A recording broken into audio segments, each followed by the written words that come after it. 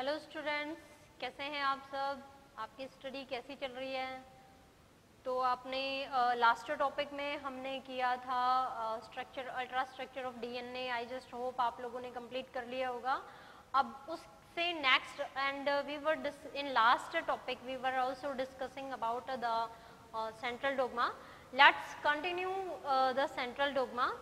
As you know, या मैंने आपको लास्ट वीडियो में बताया था कि सेंट्रल डोग्मा है वो हमारे फ्रांसिस क्रिक ने 1958 में दिया था। और according to Francis Crick it is a unidirectional flow and which start from DNA and that last to the protein synthesis। तो DNA से स्टार्ट होता है, DNA रेप्लिकेट करता है, फिर रेप्लिकेट करने के बाद वो ट्रांसक्रिप्शन करता है जिसके थ्रू DNA mRNA में कन्वर्ट हो जाता है और फिर हमारा mRNA प्रोटीन में कन्वर्ट होता है। mRNA तो हम ये बोलेंगे कि भाई जो सेंट्रल डोग्मा है वो एक यूनी डायरेक्शनल फ्लो है जिसमें प्रोटीन की सिंथेसिस टेक प्लेस, प्रोटीन की सिंथेसिस होती है and there are replication, transcription and translation process occur with the whole help of all these three steps our protein synthesis take place। मैंने आपको last video में ये भी बताया था कि हमारा जो रेप्लिकेशन है, ट्रांसक्रिप्शन है, वो न्यूक्लियस के अंदर होते हैं, लेकिन हमारा ट्रांसलेशन जो प्रोसेस है वो न्यूक्लियस से बाहर होता है, मतलब न्यूक्लियोप्लाज्म से बाहर होता है। न्यूक्लियस की मेम्ब्रेन के थ्रू हमारा डीएनए एमआरएनए में जब कन्वर्ट होता है तो एमआरएनए हमारे न्यूक्लियर पोर के थ्रू बाहर आ जाता है साइटोसोल में और फिर हमारा प्रोटीन की सिंथेसिस होती है। वहाँ पे हमारे टीआरएनए, आरआरएनए भी हेल्प करते हैं।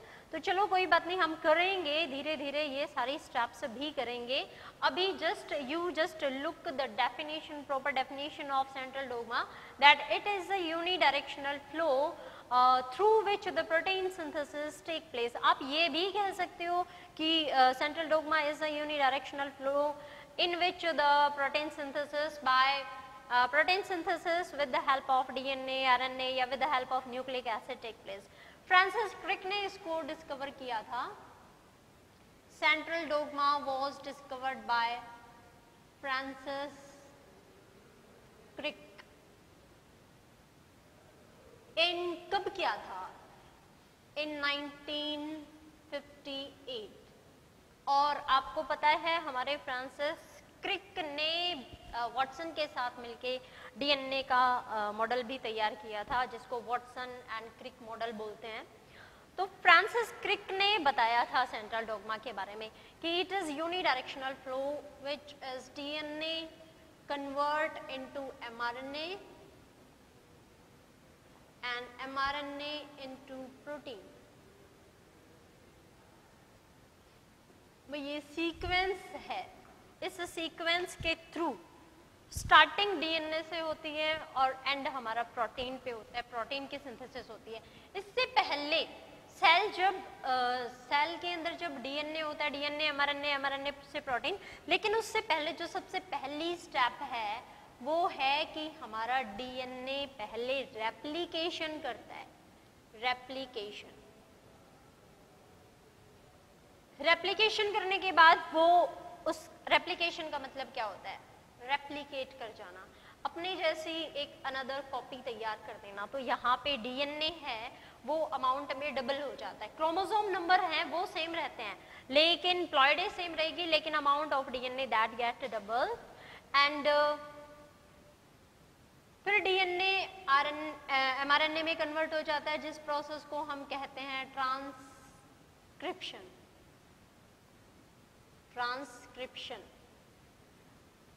फिर एमआरएनए कन्वर्ट हो जाता है हमारे प्रोटीन में with the help of translation.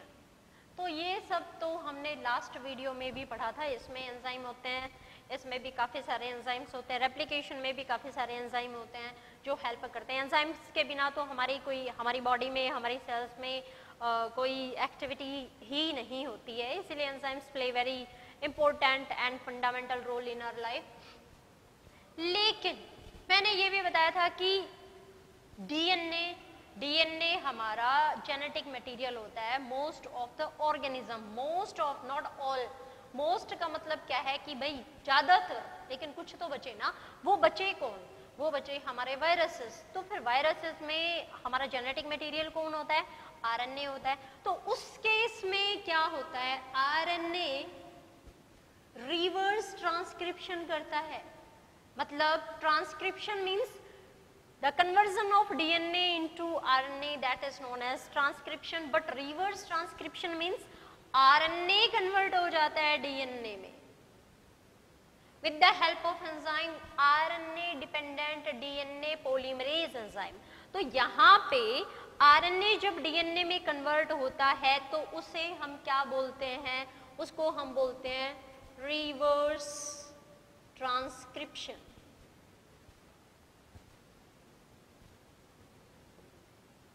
Reverse transcription, and then DNA gets replicate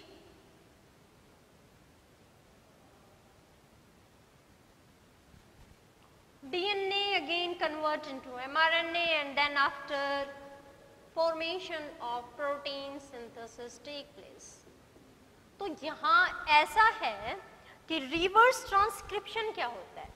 Reverse transcription is this is that process which occur in viruses, and here RNA convert into DNA, because transcription में क्या होता है? DNA convert into RNA, हम उसे transcription कहते हैं। लेकिन जब आरएनए डीएनए में कन्वर्ट हो जाता है तो रिएक्शन है या प्रोसेस है वो अपोजिट हो जाता है, इसीलिए उसको हम रिवर्स बोलते हैं, रिवर्स ट्रांसक्रिप्शन। तो रिवर्स ट्रांसक्रिप्शन और एंजाइम्स होंगे, उनको आप कलेक्टिवली रिवर्स ट्रांसक्रिप्टेज एंजाइम बोलोगे। तो यहाँ पे फिर डीएनए रेप्लिकेट करता है, फिर ट्रांसक्रिप्शन होता है, and then after protein synthesis take place. Sorry, this occur in viruses. But क्या सभी वायरसेस में ऐसा ही होता है?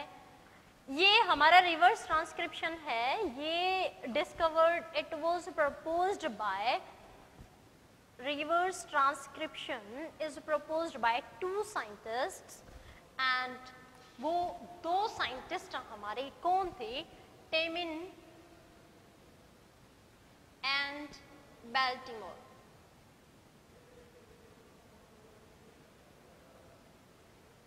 तो रिवर्स ट्रांसक्रिप्शन प्रोसेस है, ये हमारे टेमिन और बाल्टीमोर ने प्रपोज्ड किया था। उन्होंने बताया था भाई आरएनए हमारा डीएनए में कन्वर्ट होता है वायरसेस के केस में, क्योंकि आरएनए के पास पावर नहीं होती रेप्लिकेट करने की, इसीलिए उसको पहले डीएनए में कन्वर्ट होना पड़ता है।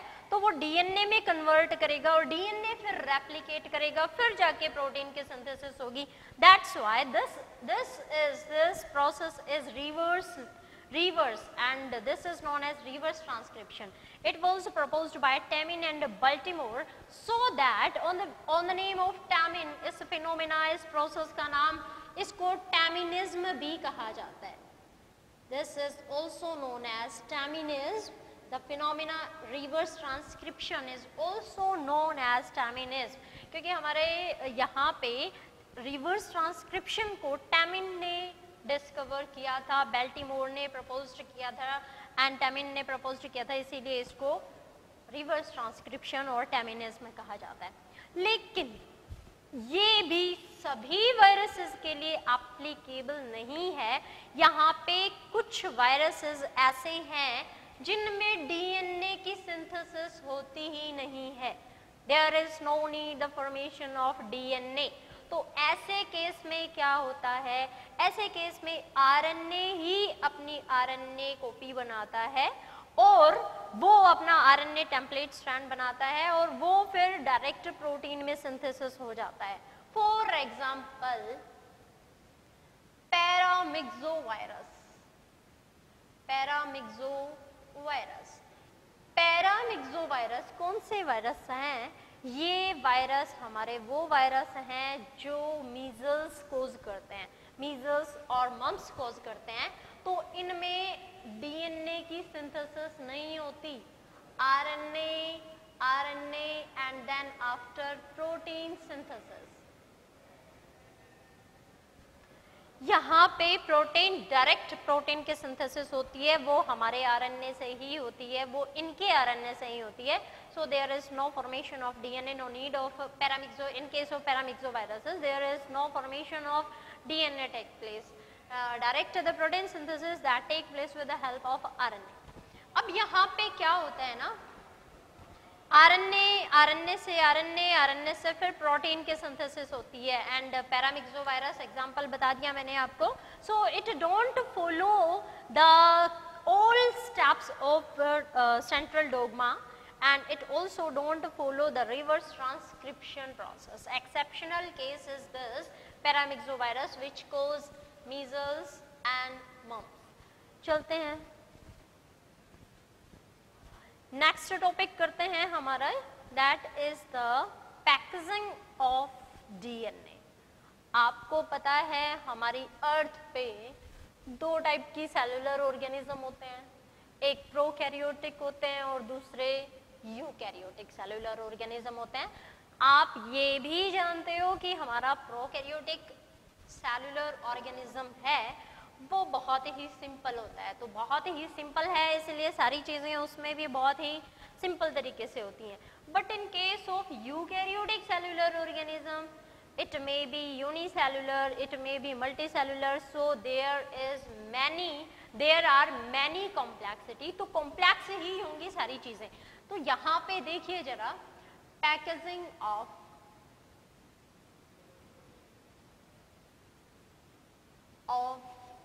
DNA.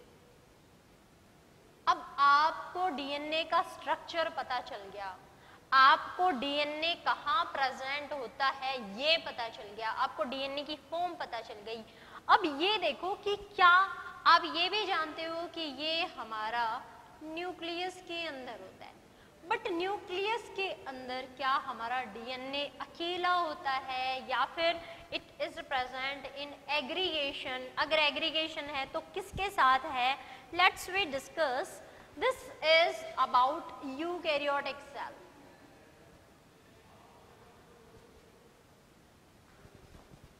And this is prokaryotic cell.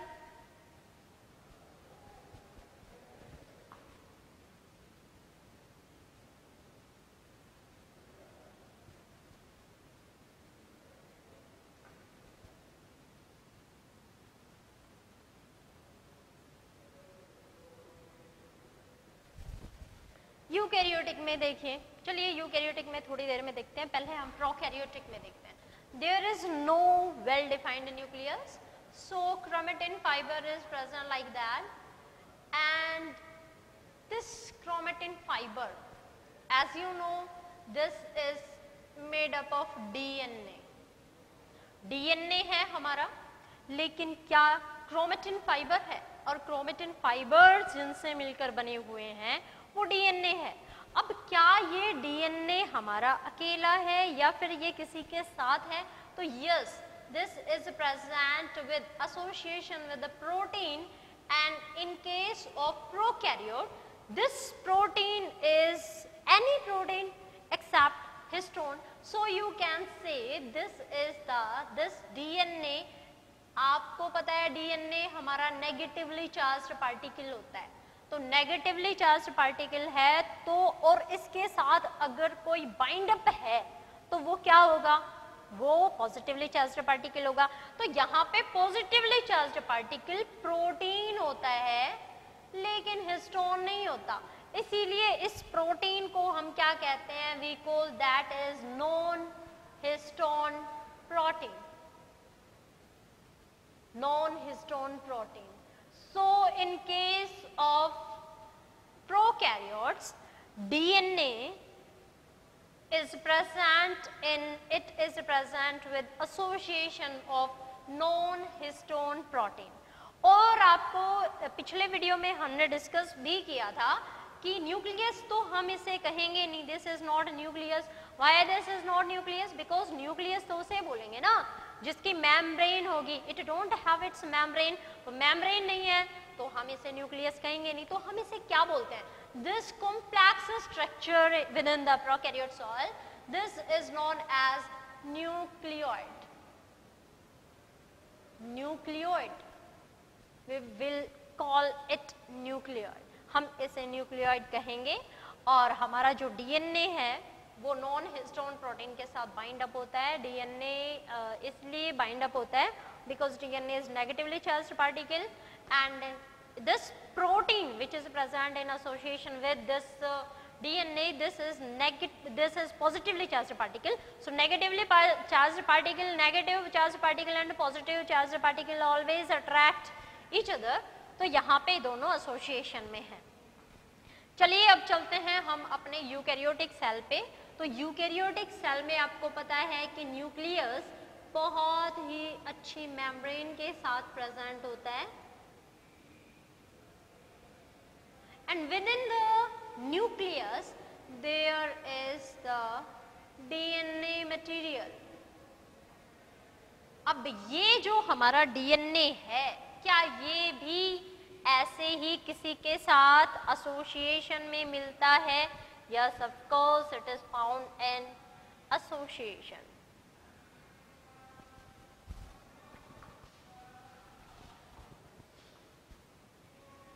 Roser Kornberg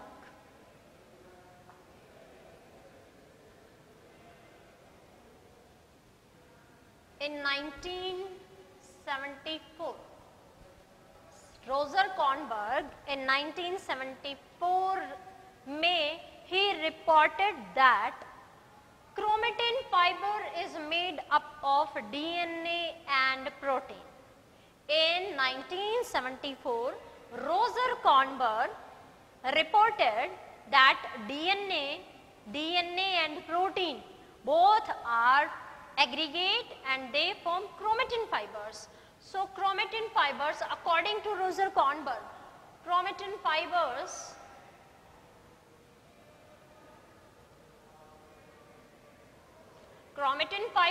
are made up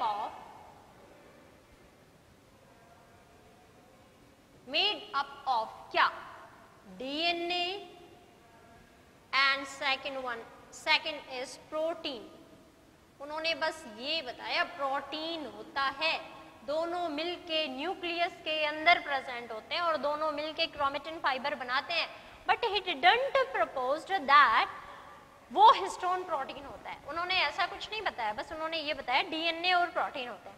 अब ये हमारा जो प्रोटीन है ये कौन सा प्रोटीन होता है? हिस्टोन प्रोटीन होता है, नॉन हिस्टोन प्रोटीन होता है। तो अभी अभी हमने प्रोकैरियोट्स के केस में देखा कि डीएनए के साथ नॉन हिस्टोन प्रोटीन होगा, वो हमारी प्रोकैरियोटिक सेल में होता है, जिसको एग्रीगेशन मिला के जिसको न्यूक्लियोइड कहते हैं। But in case of eukaryotic cellular organism ये प्रोटीन हमारा कौन सा होता है? तो ये प्रोटीन हमारा होता है histone protein. This is chromosome. और आपको पता है क्रोमोसोम की जो फाइबर्स हैं these are made up of, these are just like this, and फिर आप इसका जब स्ट्रक्चर देखते हो तो आपको दिखाई देता है कि ये हमारे डीएनए से बना हुआ है और डीएनए के साथ प्रोटीन भी होता है। तो ये प्रोटीन है, ये हमारा हिस्टोन प्रोटीन होता है। Histone protein in case of eukaryotic cellular organism we are discussing, and this is the DNA material. तो क्रोमोसोम है, ये क्रोमोसोम तो सेल डिवाइड करती है उसी दौरान होता है, लेकिन ज़्यादातर जो फॉर्म होती है वो क्रोमेटिन फाइबर की ही होती है। एंड बिडल हमारे इन्होंने रोजर कॉर्नबर्ग ने 1974 में ये बताया था कि हमारे जो क्रोमेटिन फाइबर हैं वो प्रोटीन के और डीएनए के बने हुए होते हैं। अब आगे चलते हैं।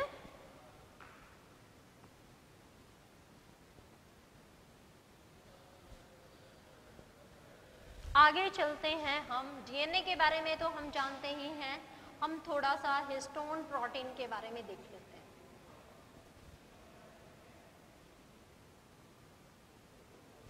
Histone protein is that protein which is formed during the cell division. और सेल डिवीजन में कब? ये रेप्लिकेशन के साथ साथ ही बनता है।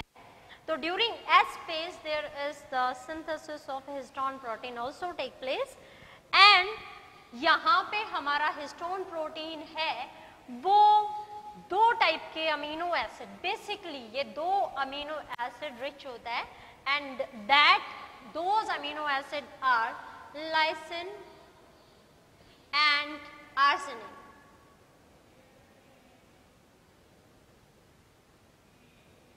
लाइसिन एंड आर्जिनिन दो अमीनो एसिड होते हैं हमारे, तो you can say that histone protein is rich of lysine and arginine amino acid.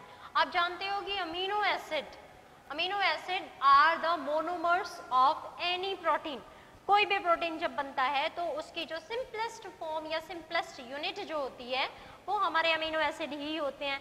लेकिन ये अमीनो एसिड बहुत तरह तरह के होते हैं। कुछ अमीनो एसिड हमारे पॉजिटिवली चार्ज्ड होते हैं, कुछ एसिडिक होते हैं, कुछ हमारे बेसिक होते हैं। ये कौन से हैं? ये हमारे बेसिक हैं।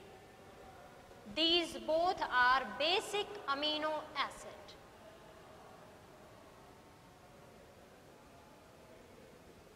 These both are basic amino acids and they form histone protein.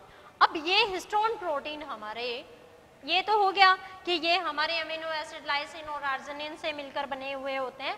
Amino acid histone protein is the protein which is rich of arginine and lysine which both are basic. अभी हम चलते हैं कि जब हमारा डीएनए है वो हमारे हिस्टोन प्रोटीन को किस तरह से रैप करके रखता है।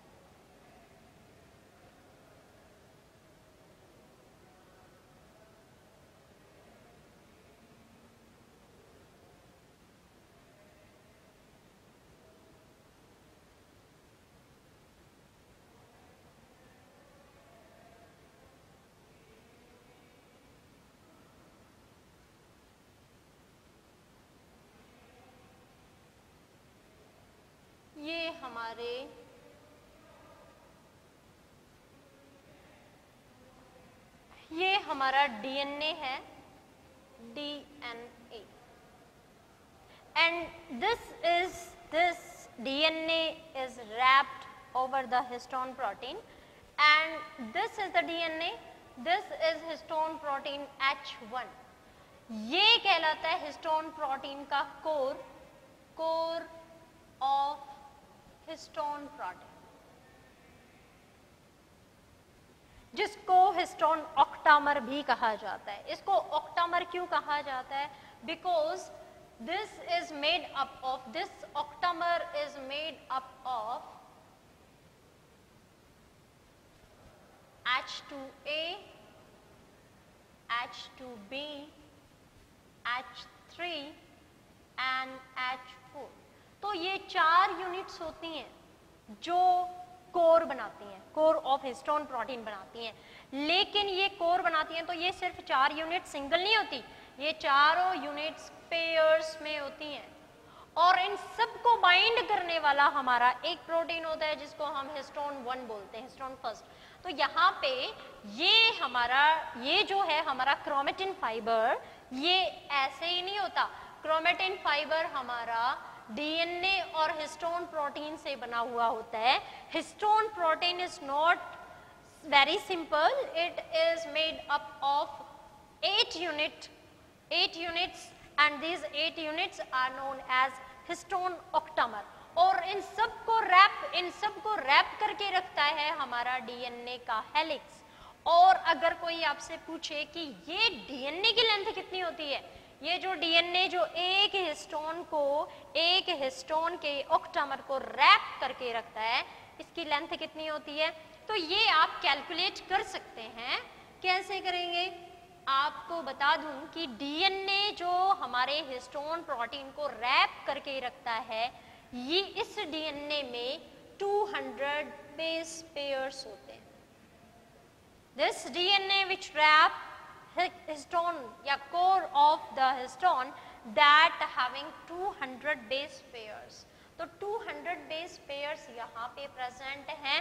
और अब आपको ये भी पता है कि एक हेलिक्स में कितने बेस पेयर होते हैं? जो जर्नली हमने जिस फॉर्म को पढ़ा है, जिस फॉर्म को हम अभी लेके चल रहे हैं, डीएनए की जिस फॉर्म को लेके चल रहे हैं उसमें 10 होते हैं, 10 बेस पेयर्स होते हैं. So you will calculate the total length of DNA which wrapped over the core of histone. And फिर आप मुझे कमेंट बॉक्स में इसका इस न्यूमेरिकल का सॉल्यूशन करके आप मुझे बताएंगे कि टोटल लेंथ ऑफ डीएनए कितनी है. ये हिस्टोन हमारा ऑक्टामर है. एंड अभी अभी मैंने आपको बताया कि ये 4 units which occur in pair, 4 units से मिलकर बनता है. And these 4 units are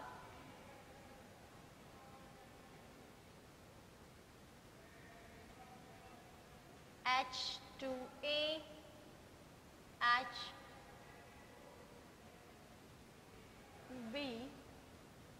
H3 and H4. ये मिलके and this is occur in pair. ये भी H2A भी डबल होते हैं, H2B भी डबल होते हैं, H3 भी डबल हैं बैक साइड्स. एंड एक साइड से तो हम सिर्फ एक ही देख सकते हैं, तो जब ये जुड़े हुए होते हैं तो हमें एक ही साइड दिखती है, इसीलिए there are only 4 units. But exactly ये 8 यूनिट से मिलकर बना हुआ होता है. और इसके चारों तरफ हमारा डीएनए इसको रैप करके रखता है और ये डीएनए रैप करता है इन सब को. एक यूनिट हमारी हिस्टोन की बाइंड अप करके रखती है, जिसे हम क्या बोलते हैं, H1 प्रोटीन बोलते हैं. तो ये हमारी पैकेजिंग ऑफ डीएनए. इसको अब क्या कहते हैं? जब हम ऐसा स्ट्रक्चर हमें देखने को मिलता है, जब हमारा डीएनए हमारे हिस्टोन प्रोटीन के साथ हमारे न्यूक्लियस में प्रेजेंट होता है, तो हमें इसका स्ट्रक्चर ऐसा दिखाई देता है, like this. It means there is string and beads on the strings. Beads on string are present. These beads are present and these beads are made up of, these are histone protein and these look like beads on string. ये beads क्या है? ये repeated unit है histone की. Okay, अभी इसको हम क्या बोलते हैं? We call this is nucleosome. So student, ये टॉपिक आपका यहाँ पे कंप्लीट होता है.